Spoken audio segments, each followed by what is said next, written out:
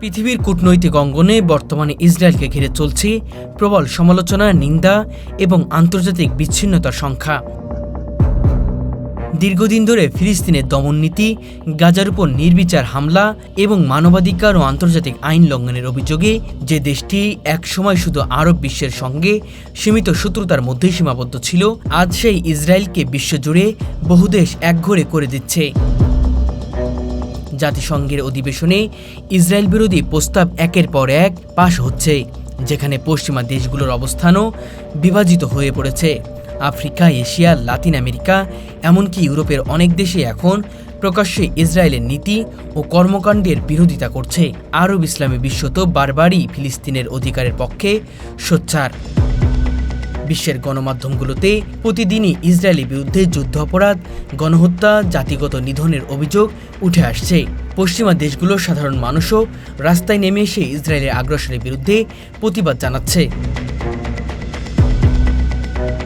মার্কিন যুক্তরাষ্ট্র এবং কিছু মুষ্টিমেয় দেশ এখনও ইসরায়েলকে সমর্থন দেয়, কিন্তু সেই সমর্থন নানা আন্তর্জাতিক চাপ ও প্রশ্নবিদ্ধর অবস্থানের মধ্যে পড়েছে।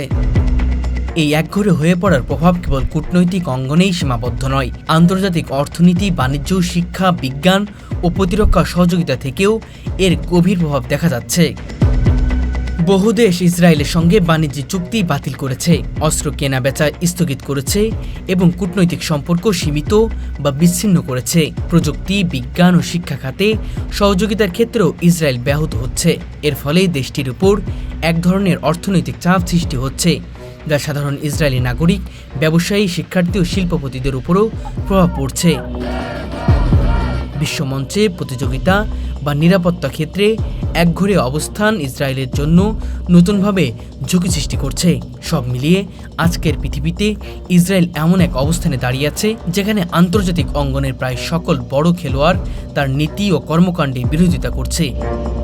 একসময় যে রাষ্ট্র শক্তিশালী সামরিক ক্ষমতা, পশ্চিমা সমর্থন এবং আন্তর্জাতিক প্রভাবের জোরে বিশ্বমঞ্চে প্রভাবভাবে উপস্থিত ছিল, আজ সেই ইসরায়েলি ধীরে ধীরে আন্তর্জাতিক অঙ্গনে একঘরে হয়ে পড়েছে।